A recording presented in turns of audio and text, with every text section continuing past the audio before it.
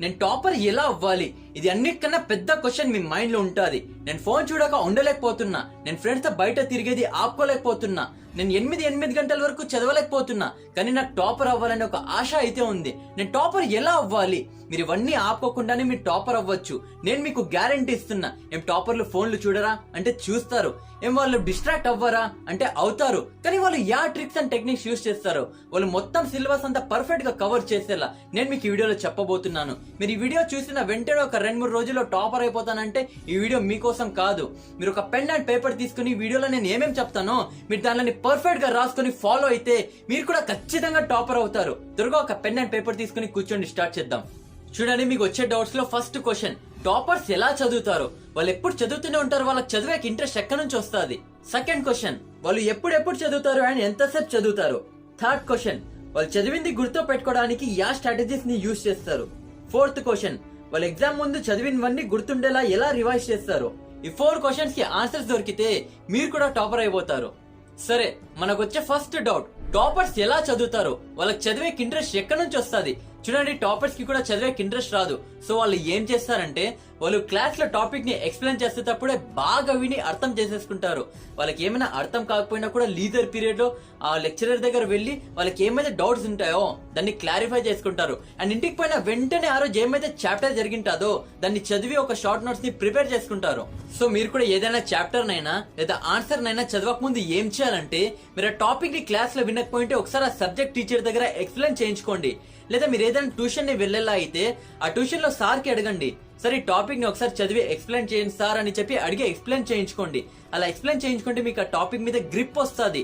And మీరు అలా explain చేయించుకున్న తర్వాత చాప్టర్ అంతా ఒకేసారి చదివకపోకండి. ఆ చాప్టర్ నైనా ఆన్సర్ నైనా డివైడ్ చేసి చదవండి. ఇలా చిన్న చిన్న పార్ట్స్ చేసి చదివితే మీకు చదవడానికి ఇంట్రెస్ట్ వస్తుంది. మీరు ఇలా పెద్ద ఆన్సర్ తీసుకొని చదివకపోతే మీకు చదివే ఇంట్రెస్ట్ రాదు.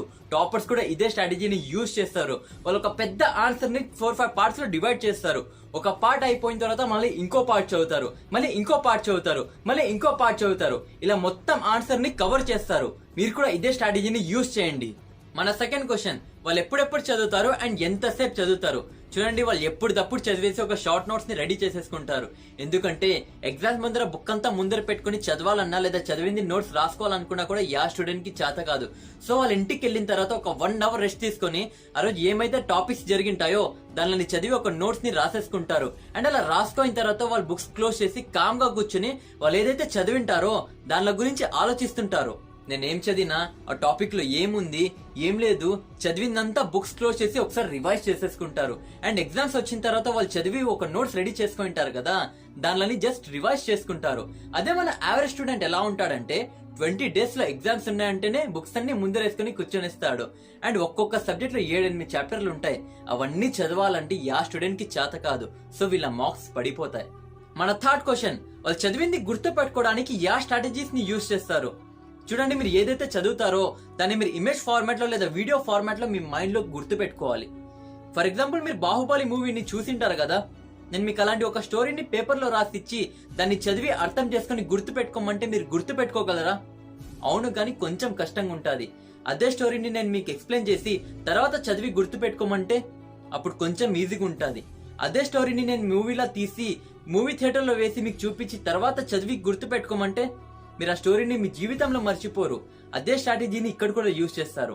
వాళ్ళ క్లాస్ లో టాపిక్ ని ఎక్స్ప్లెయిన్ చేసేటప్పుడు వాళ్ళు దాన్ని వింటూ వాళ్ళ మైండ్ లో దాని గురించి ఊహిస్తుంటారు. ఫర్ ఎగ్జాంపుల్, లాక్టోబాసిల్లస్ బ్యాక్టీరియా అన్నామనుకోండి, వాళ్ళు లాక్టోబాసిల్లస్ బ్యాక్టీరియా ఇమేజ్ ని వాళ్ళ మైండ్ లో ఊహిస్తుంటారు.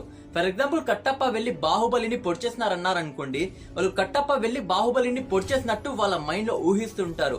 మీరు ఇలా ఇమేజ్ ఫార్మాట్ లో లేదా వీడియో ఫార్మాట్ లో మీ మైండ్ లో చదివింది గుర్తు పెట్టుకుంటే మీరు ఎప్పటికీ మర్చిపోరు. సో కొన్ని స్కూల్స్ లో ఎడుకం క్లాసెస్ ని స్టార్ట్ చేసి అందులో కొన్ని టాపిక్స్ వీడియోస్ ని చూపించి స్టూడెంట్స్ కి ఎక్స్ప్లెయిన్ చేస్తుంటారు. సరే, మన లాస్ట్ క్వశ్చన్, వాళ్ళ ఎగ్జామ్ ముందర చదివిందంతా గుర్తు పెట్టుకోవడానికి ఎలా రివైజ్ చేస్తారు? వారు చదివిందంతా ఒక షార్ట్ నోట్స్ ని రెడీ చేసుకుంటారు కదా, ఆ షార్ట్ నోట్స్ కింద ఇంకొక షార్ట్ నోట్ ని రెడీ చేసుకుంటారు. ఆ షార్ట్ నోట్ లో వాళ్ళు ఒక్కొక్క చాప్టర్ కి ఒక్కొక్క ట్రీ డయాగ్రామ్ ని వేసుకుంటారు.